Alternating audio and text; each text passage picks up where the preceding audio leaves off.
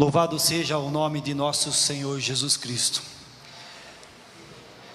Que alegria poder estar aqui mais uma vez com vocês.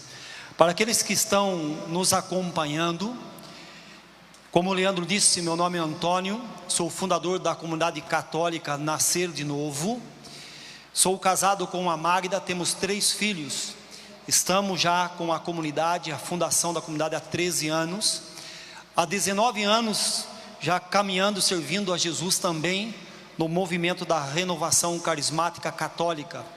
Participamos de um grupo de oração que se chama Grupo de Oração Nascer de Novo.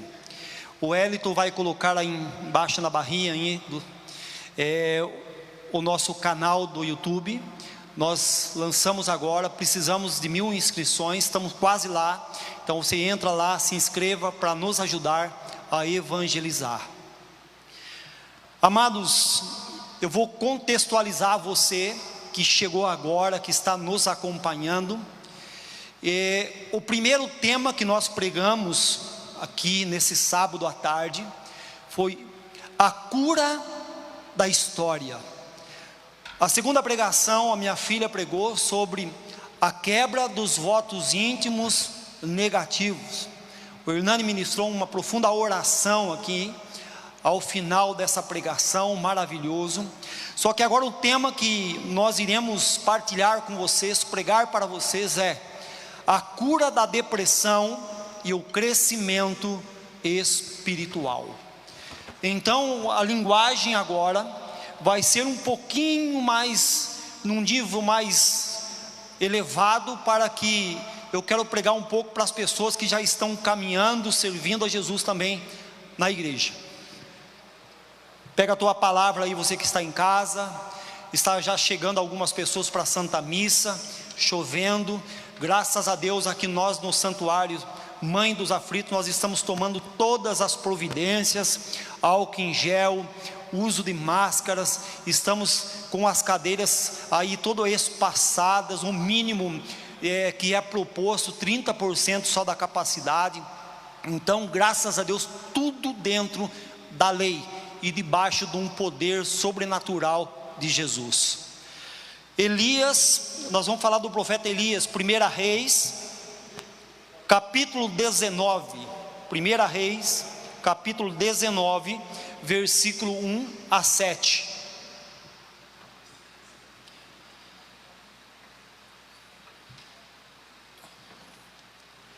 Quando Acabe contou a Jezabel tudo o que fizera Elias, e como ele passara a fio de espada todos os profetas de Baal, a rainha mandou um mensageiro a Elias para dizer: que os deuses me tratem com o último rigor, se amanhã a esta mesma hora eu não fizer de tua vida o que fizeste da deles.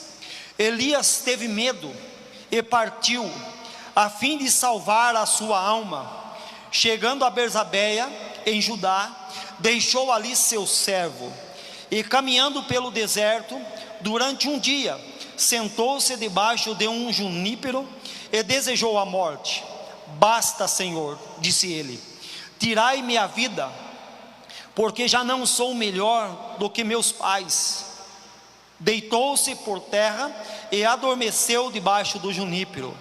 Mas eis que um anjo tocou e disse: levanta-te e come. Elias olhou e viu junto à sua cabeça um pão cozido, debaixo da cinza, e um vaso de água. Comeu, bebeu e tornou a dormir. O anjo do Senhor tocou uma segunda vez, dizendo: levanta-te e come, porque tens um longo caminho a percorrer. Palavra do Senhor. Uma salva de palmas à palavra de Deus.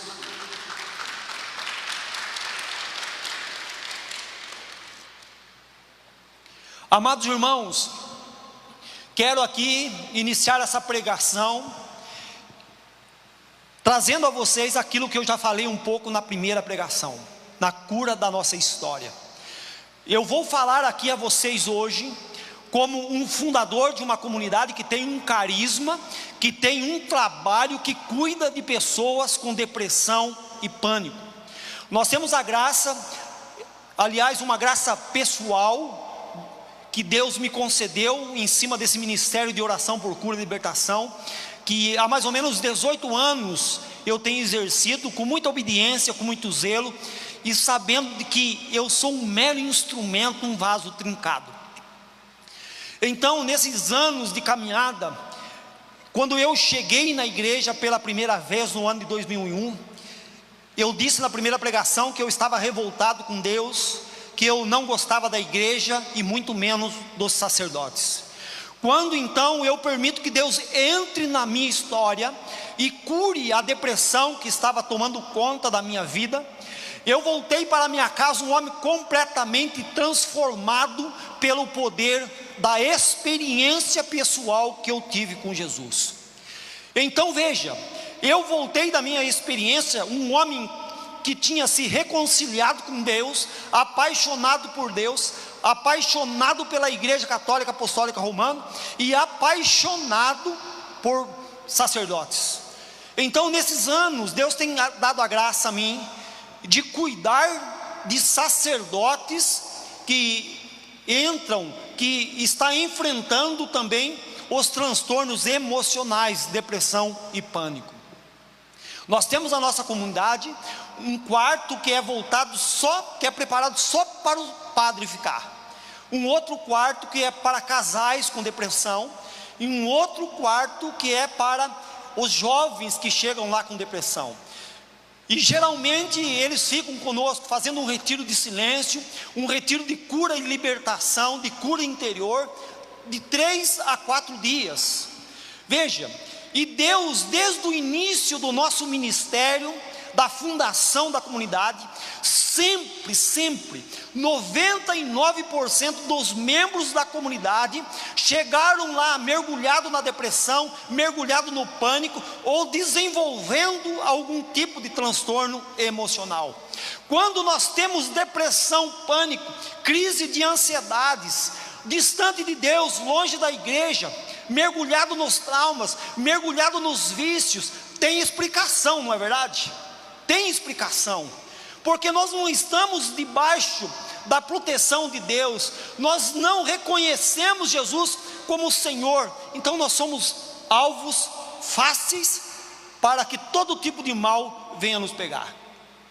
Só que veja, quando você tem depressão, servindo a Jesus, sendo sacerdote, sendo uma madre, sendo um religioso, sendo um pregador, um missionário, sendo uma pessoa consagrada, um bom pai, uma boa mãe, é muito difícil de você entender, não é verdade? É muito difícil você entender, e às vezes é muito difícil de você aceitar. Só que veja, o tema dessa pregação é a cura da depressão e o crescimento espiritual. Tem um teólogo alemão que ele diz assim: a depressão não é um caminho para nos levar a Deus. A depressão é muito mais do que isso. A depressão, ela perpassa o caminho para nos levar até Deus. Por quê? Na depressão, o ser humano, ele se encontra com a miséria dele.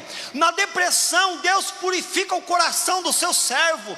Na depressão, Deus purifica o coração do seu sacerdote, da sua consagrada, da sua religiosa. Só que veja, o primeiro pecado que se é quebrado na depressão de alguém que já está servindo a Jesus dentro da igreja, é o pecado do orgulho.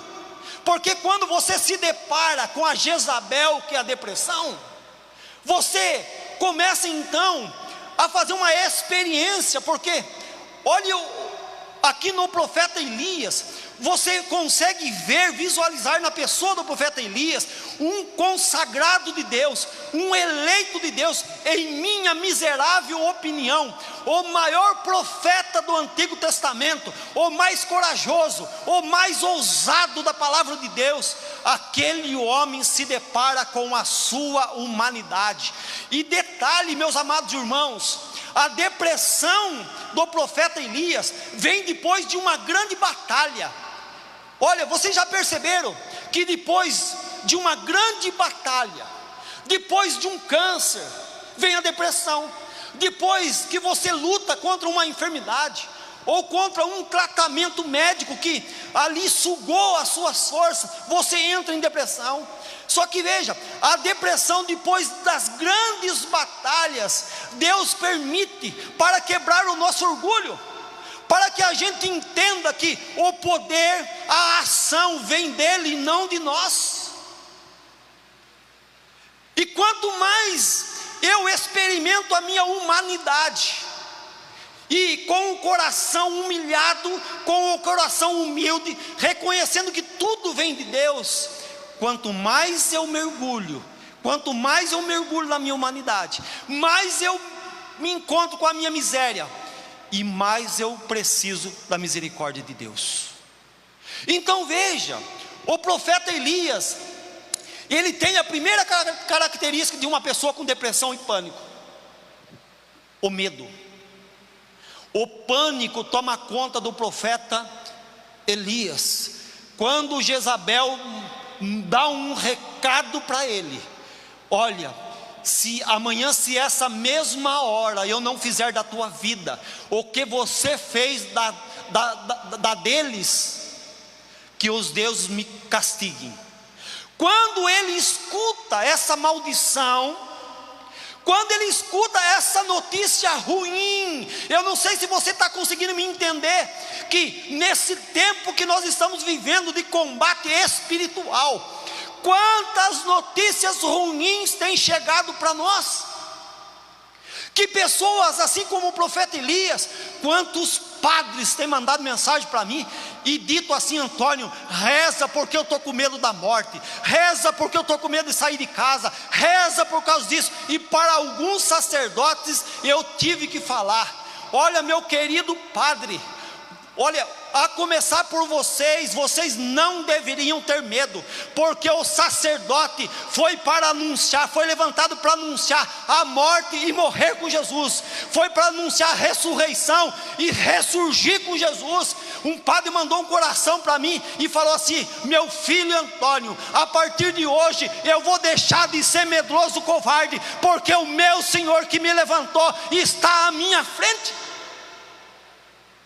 Então veja, o demônio vai soprando notícia ruim para nós. O câncer chegou, vai morrer. Os problemas cardíacos chegaram, vai morrer. E o demônio vai sugerindo coisas para nós, sugerindo. E a gente está sensível, porque a gente já lutou muitas batalhas, e é um erro normal que muitos consagrados cometem, é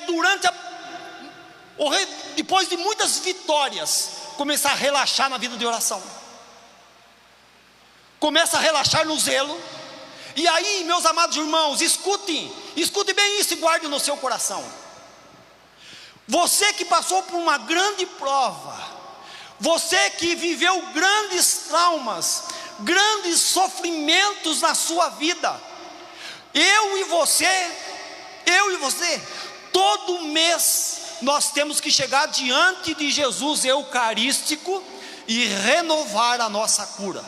Por que renovar a nossa cura? Porque os demônios que nós combatemos outrora, que uma mãe combate na sua casa, que um pai combate na sua casa, que um sacerdote combate na sua paróquia, que uma religiosa combate no seu convento, que um consagrado combate na sua comunidade, ele fica ao nosso redor. Depois da tentação no deserto de Jesus, a palavra de Deus no Evangelho de São Lucas vai dizer que o demônio se retirou da presença de Jesus, procurando uma ocasião para tentá-lo novamente. E onde foi a ocasião? A ocasião da próxima tentação de Jesus foi no Monte das Oliveiras, na agonia. Veja, então o demônio começa a rondar, ele deixa você em paz, só que ele está vendo que você está mergulhado numa vida sacramental, Ele está vendo que você está servindo Jesus, ele está vendo que você é uma alma apaixonada por Jesus, então ele não pode tocar em você, ele não pode escravizar você de novo. Mas qual que é a armadilha dele? A armadilha dele é: bom, eu não posso pegar quem está servindo, quem é apaixonado, quem tem zelo pelo chamado de Deus, mas eu posso ir minando o território desse consagrado, dessa mãe, desse pai, desse jovem. Eu vou pegando as pessoas que estão em torno dele, as pessoas que ele ama. Eu pego a esposa que não caminha, eu pego o esposo, eu dou um toquinho no filho aqui, levo a filha para a prostituição, levo o filho, e o pai que está servindo Jesus, a mãe que está servindo Jesus, então começa a voltar o olhar para a preocupação do filho, o filho que está se perdendo, o marido que está se perdendo, a família que está sendo destruída. Só que veja, no meio do sofrimento, nós esquecemos que Deus fez uma promessa para nós. No meio do sofrimento, nós esquecemos que Deus tem uma profecia para nós, que antes de eu e você morrer, Deus vai cumprir essa profecia. Então o demônio vai minando, para que eu e você tire o olhar da presença de Deus. E veja, e aconteceu justamente isso com o profeta Elias. O profeta Elias tem medo, ele esqueceu de tudo que ele tinha pregado. E quantas pessoas dentro da igreja que por causa do medo, dos sintomas da depressão, está esquecendo daquilo que já pregou, daquilo que já cantou, daquilo que já orou, daquilo que já ensinou. Quantas pessoas? Vocês já perceberam, meus amados irmãos, que nós somos profissionais para dar conselho para as pessoas? Nós temos a solução dos problemas das pessoas, problemas sérios, em um segundo. É verdade ou não é?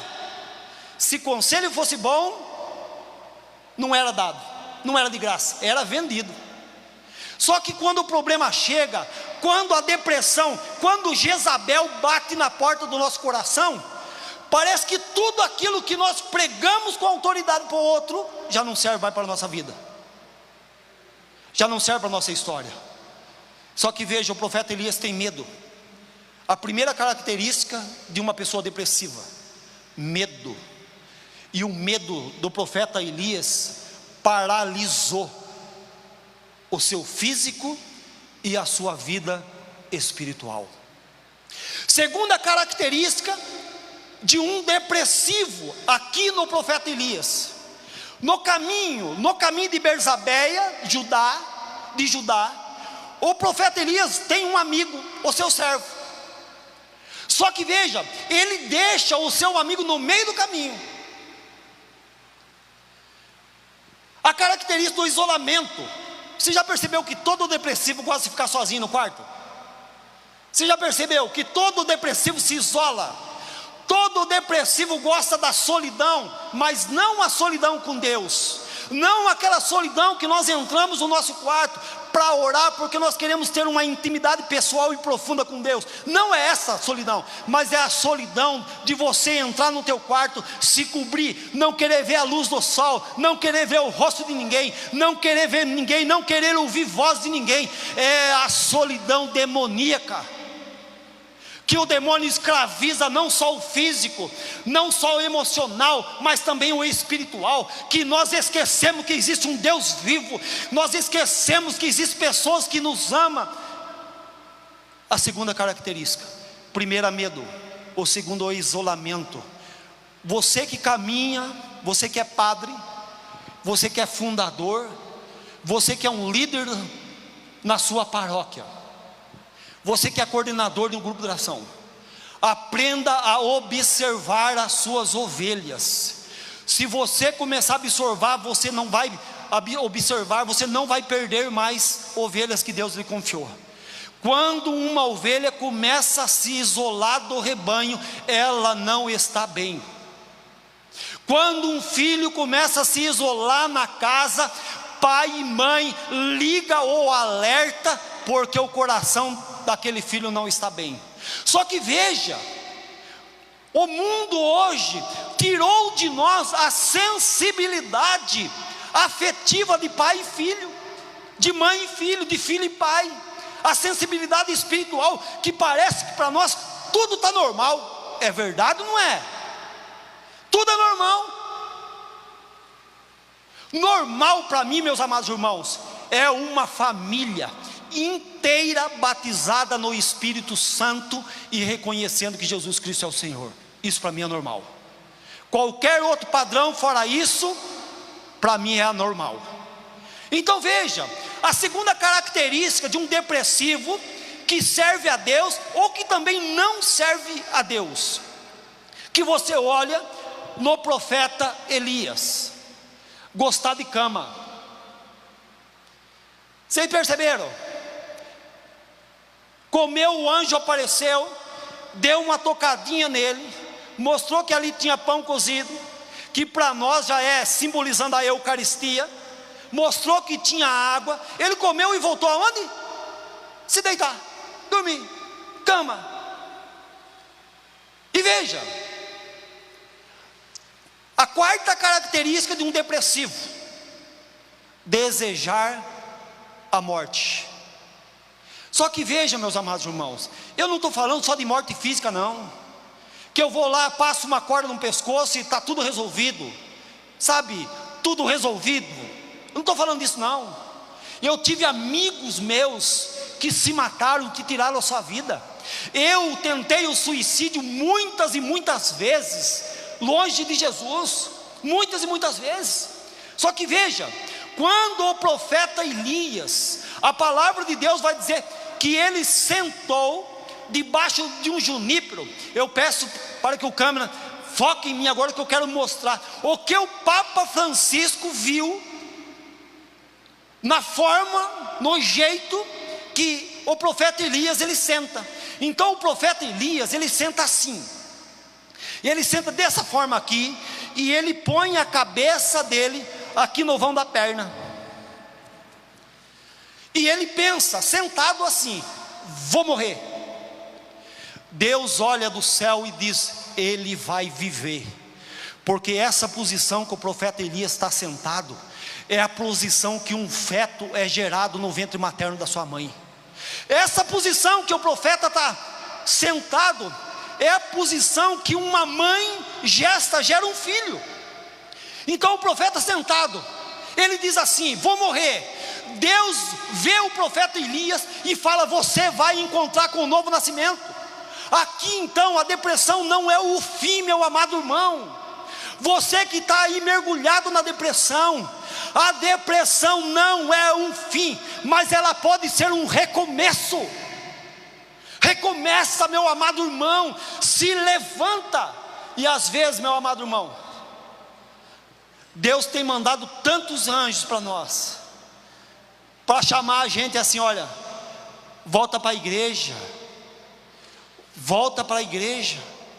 Deus está tocando na vida de dois homens aqui, Deus me mostra o nome. Um homem que era muito íntimo de Deus, e um que tinha começado a servir voltou. O nome da pessoa é Armando, e o outro nome é Flávio. Eu não sei se você está acompanhando, ou tem um ente querido seu que está aí pedindo por você, depois vai mostrar essa pregação para você. Deus está libertando a tua vida para você retornar no caminho. Então veja, é necessário que a gente experimente sim a nossa humanidade, meus amados irmãos. E quando eu experimentei a minha humanidade, longe de Deus, e eu tinha feito um voto: se Deus não entrar na minha vida, durante 7 dias eu vou morrer, eu vou me matar. E olha, a depressão, quando ela vem com as sugestões diabólicas, que se mata, e aí vem com a cegueira também. Eu esqueci que eu era casado há 12 anos, eu me esqueci que eu tinha 2 filhos, que eu era pai, que eu era esposo, e que uma família dependia de mim. E atrás da depressão está escondido o espírito de egoísmo, porque a gente se entrega para o sofrimento e a gente para de lutar. A gente para de lutar. A minha filha dizia: olha, não pense vocês que o homem de Deus, a mulher de Deus está livre de sofrimento. Pelo contrário, nós vamos sofrer um pouquinho mais, mas qual que é a diferença de quem está na igreja e de quem está no mundo com o sofrimento? Aqueles que estão longe de Deus, as águas vai bater na casa e vai cair porque são construídas na areia. Qual que é a diferença do sofrimento de pessoas que estão dentro da igreja? As águas vai bater, vai balançar a casa, mas ela vai continuar de pé, porque a nossa casa está construída na rocha que é Jesus, e pode aplaudir Jesus. É o poder da palavra de Deus. Então veja, a depressão, meu amado irmão, ela não é o fim. Olha, você que está chegando agora, depois que acabar essa pregação, a Santa Missa, você vai chegar na tua casa e de hoje para amanhã, você vai ouvir a primeira pregação da cura da história, a segunda pregação da quebra dos votos íntimos negativos, e depois, aí encaminhar, marcar pessoas para assistir também. Então a depressão, ela não é o fim. A depressão não é o fim, de jeito nenhum. Ela é um recomeço. E talvez você, meu amado irmão, talvez você nesse tempo agora, você enfrentou uma batalha aí, você perdeu empresa, você já faliu ou está com medo de falir e já está pensando na morte, já está pensando em se matar. Talvez você perdeu o seu matrimônio e está pensando em se matar. Talvez você perdeu o teu noivo, o teu namorado, o teu filho. Você é perseguido na igreja, você é humilhado. Talvez você está pensando em se matar, mas Deus está falando para você que depois dessa batalha espiritual contra a depressão, existe um novo nascimento. Existe um novo nascimento. Se você pegar a segunda vez que o anjo chega e toca no profeta Elias, a palavra de Deus está dizendo assim, o anjo do Senhor tocou uma segunda vez dizendo: levanta-te e come, porque você tem um longo caminho a percorrer. Se você pegar a tradução de Jerusalém, nesse mesmo versículo, a palavra de Deus vai dizer para nós assim: levanta-te e come, porque senão o teu caminho será longo demais. Por que nós, infelizmente, meus amados irmãos, estamos demorando a receber o milagre e a cura? Eu vou desenhar para você, eu vou explicar para você. Quando eu tive depressão pela primeira vez, eu estava com 34 anos, e foi aquela depressão de jogar no chão. Foi aquela depressão em que eu não via mais ninguém a não ser as minhas misérias.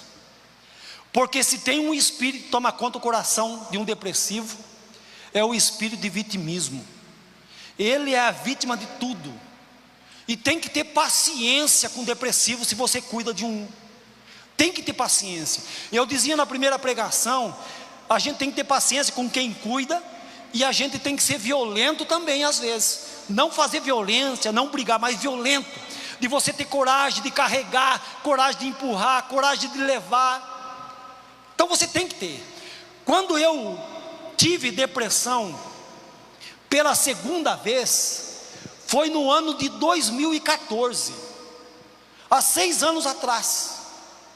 Eu estava no auge do meu ministério de oração por cura e libertação, no auge do ministério de cura e libertação. Eu colocava a mão nas pessoas, eu era procurado dentro da minha diocese. Quantas e quantas manifestações. Eu tive uma experiência uma vez que uma menina teve 16 surtos malignos, e eu com ela sozinha no hospital. Ela tinha tomado 2 injeções, uma em cada perna. O corpo de bombeiro tinha dado uma mansa-leão, mas nem fez cócegas na menina. Ela chegou no quarto e ela começou a manifestar toda amarrada. Eu olhei para ela e disse assim: Jesus, em pensamento, eu disse assim: Jesus, A tua palavra diz que a cananeia, ela se aproximou do Senhor Jesus, ela se jogou a seus pés, e o Senhor libertou a filha daquela mulher, distante, lá na casa dela. E no pensamento eu fui dizendo: liberta essa menina, Jesus. Uma menina de 18 anos. Aquela menina, na hora que eu falei do poder da palavra, aquela menina ali toda amarrada no hospital, ela foi fazendo assim, ó. Ela repousou no Espírito. Quando ela voltou, ela olhou para mim e falou assim: padrinho, é o senhor que está comigo? Eu falei: sou eu, minha filha. Falou: padrinho, eu sonhei, eu deitei, eu sabia que Jesus estava aqui comigo. Padrinho, eu não sinto mais a opressão do demônio, e eu estou livre, padrinho, para a honra e glória do nome de Jesus. Nunca mais o demônio voltou naquela alma, nunca mais. Só que veja, a intimidade com Jesus, pregava, viajava pelo Brasil. Só que a Jezabel um dia apareceu, e a Jezabel passou uma rasteira em mim. Os demônios que eu tinha combatido lá no ano de 2001, encontrou no coração do Antônio brechas. Aí o Antônio mergulhou no medo. O Antônio, que era ministro de cura e libertação, se escondeu dentro do quarto. O meu filho Miguel estava com 6, 7 anos, falava assim: pai, vamos brincar comigo? Eu não tinha forças para levantar da cama para brincar com meu filho. Lá do meu quarto eu escutava o meu filho dando gritinhos na rua. Eu chorava e dizia para Jesus: Jesus, eu não tenho forças para me levantar aqui e para rezar, para ir brincar com meu filho. Sabe, a minha esposa chegava para mim e falava assim: bem, levanta, vamos na missa. Eu dizia: meu amor, eu não tenho força. O único desejo do meu coração é ficar deitado. E aí, meu amado irmão, a depressão, já servindo a Jesus, pregando, rezando por muita gente, tendo uma vida sacramental diária, a depressão voltou.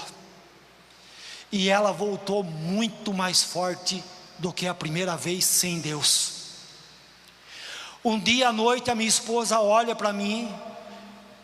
Vocês já perceberam que todo depressivo, ele não tem brilho nos olhos. A cor da pele dele é igualzinho o dedo de quem usa crack, de quem fuma muito. É um marrom pálido.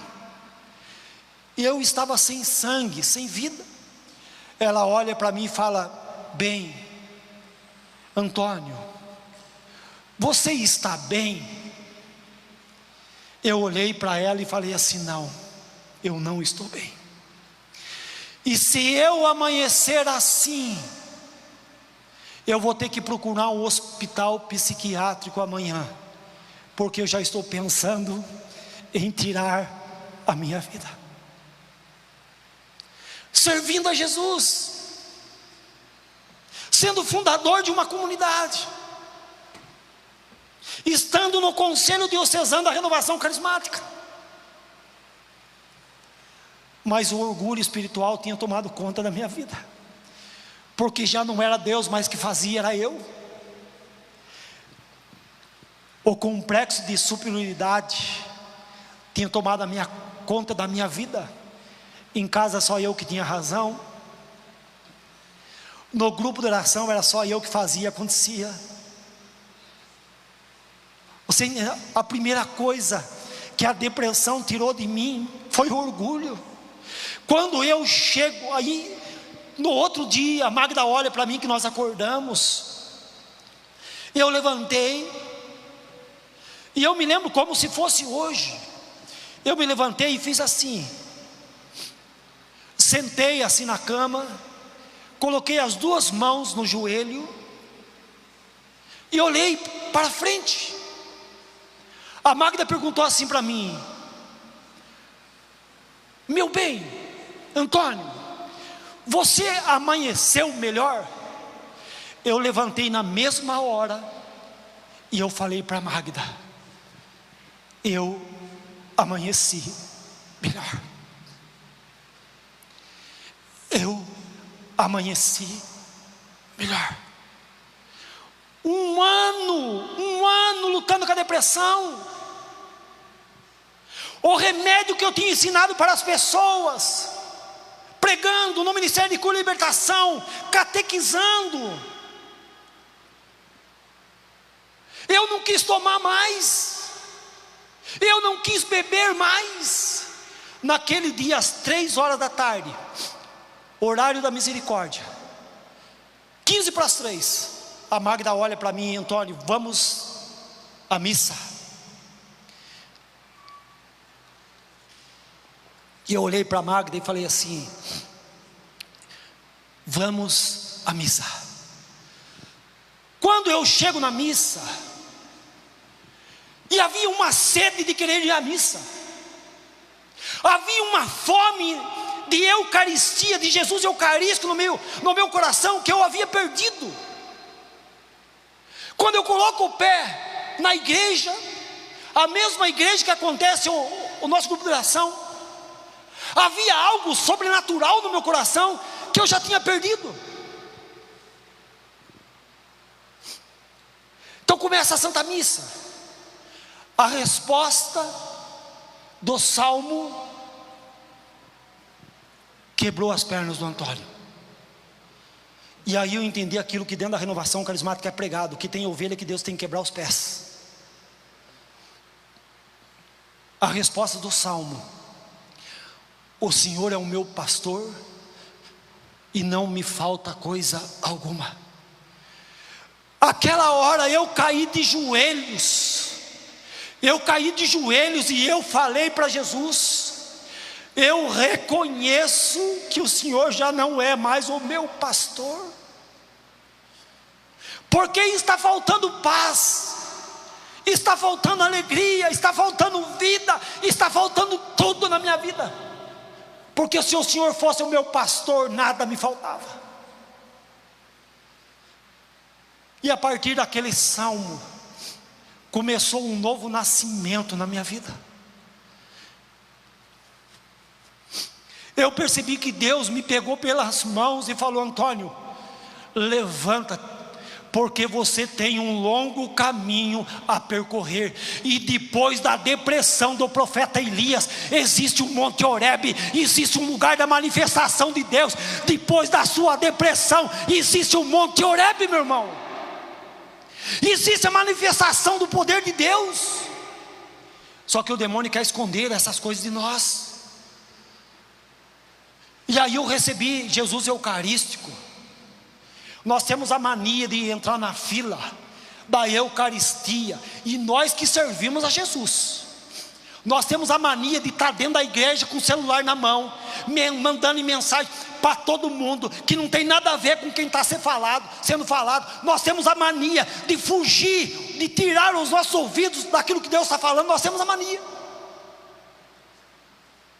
Buscando a Deus, nós entramos na confissão, na fila da confissão, na fila da Eucaristia, como qualquer um. E nós não podemos dar brecha, porque nós não somos qualquer um. Nós somos as pessoas que Jesus morreu na cruz e deu a vida por nós.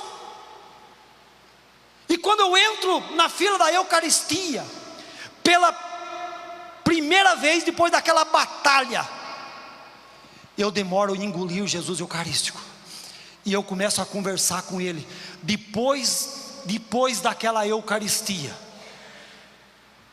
Deus deu para mim, no Monte Horebe da minha vida, a depressão me trouxe um crescimento espiritual, que eu voltei a rezar com mais zelo, que eu voltei a ser amigo da palavra de Deus, que eu voltei a olhar para minha esposa, como esposo, eu voltei a olhar como pai para os meus filhos. Sabe por que a minha filha Maiara estava pregando aqui hoje?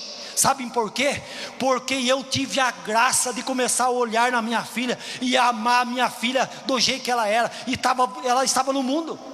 Mas ela voltou, e ela voltou 6 meses depois, a minha filha já estava pregando o evangelho. Então veja,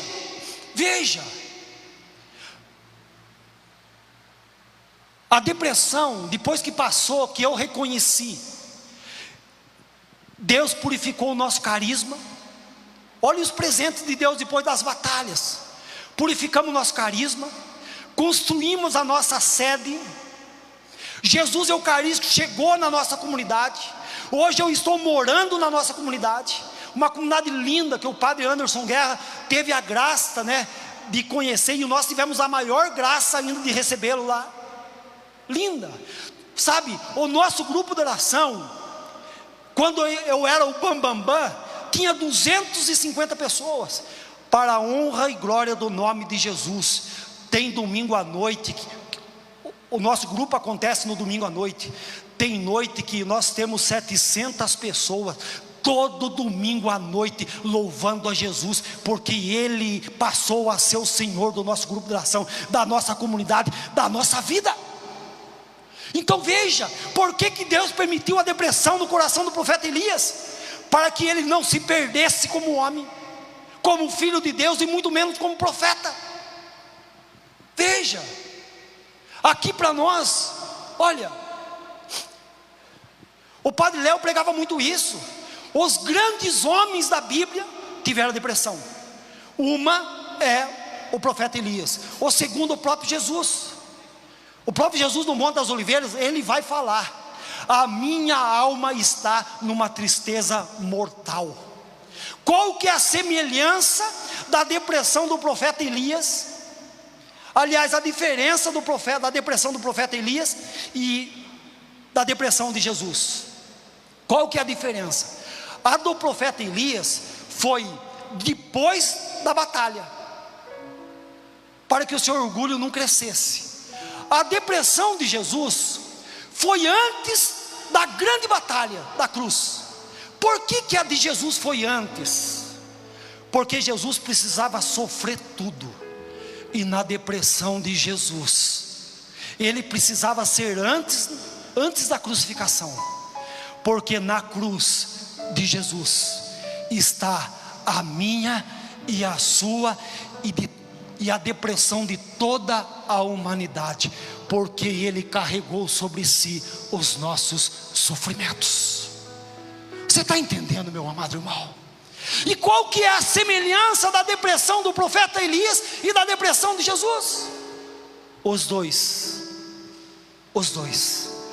venceram a depressão no monte. Não existe vitória sem vida de oração. E muito mais, não existe vitória sem Jesus Eucarístico.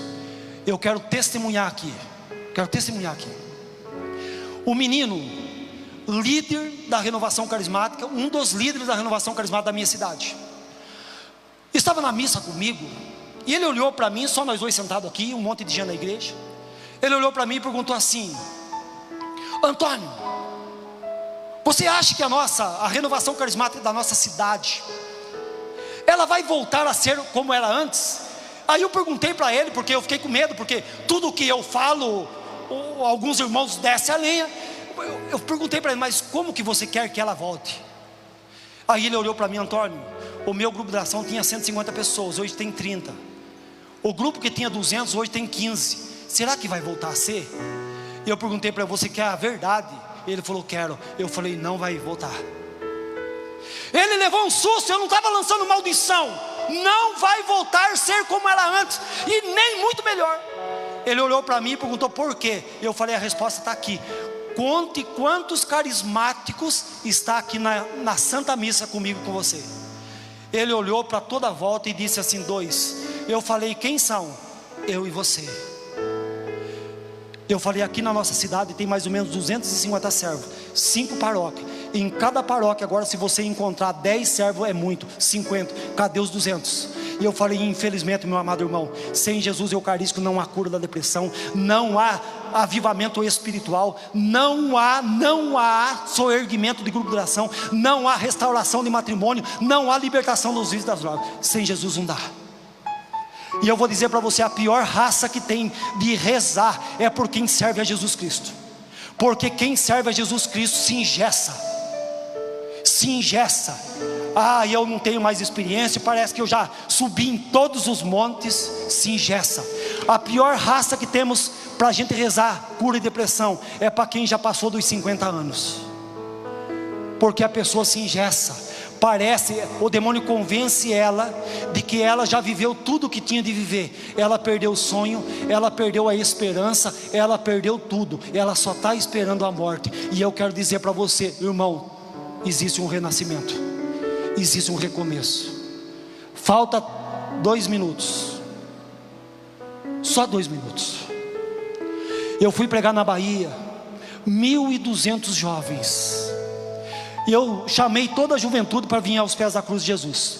Todos os jovens. De repente uma velhinha de 80 anos, com uma bengalinha, chegou primeiro do que todos os jovens. Eu cheguei para aquela senhora aos pés da cruz e falei assim no ouvido dela. Eu falei: senhora, é só para os jovens. Ela: o que, filho? Fala no outro ouvido que eu sou surda desse. Eu fui no outro ouvido. Aqui é só para jovens. Deixa os jovens virem aqui. Ela olhou para mim e falou: filho, a minha alma quer Jesus. Eu tenho sonhos no coração, filho. E eu percebi que a mulher com mais idade daquele salão era a pessoa mais jovem de alma. Aquela mulher tinha esperança. Aquela mulher queria viver. Olha para a cruz e escuta essa música.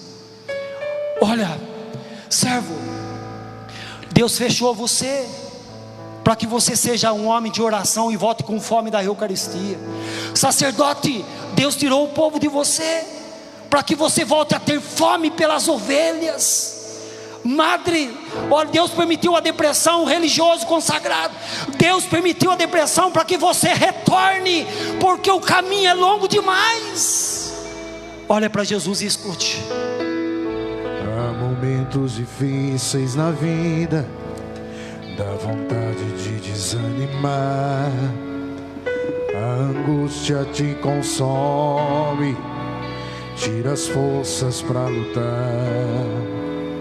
Como um barco em tempestade, prestes a naufragar, você sente um desespero, vendo tudo se acabar.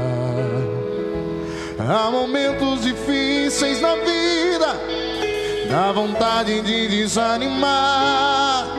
A angústia te consome, tira as forças para lutar. Como um barco em tempestade, prestes a naufragar, você sente um desespero, vendo tudo se acabar. Mas não há nada perdido, você tem que acreditar num Deus que abriu o mar e a tempestade pode acalmar. Mas não há nada perdido, você tem que acreditar num Deus que abriu o mar e a tempestade pode acalmar. Então lute, você não está sozinho, pois Jesus está ao teu lado e te dá forças no caminho. Então lute, e lute pra vencer. É Jesus quem garante a vitória pra você. Então lute, cante junto. Então lute, você não está sozinho, pois Jesus está ao teu lado e te dá forças no caminho. Então lute, e lute pra vencer. É Jesus quem garante a vitória pra você. Não há nada que Jesus não possa fazer. Não há nada que Jesus não possa fazer.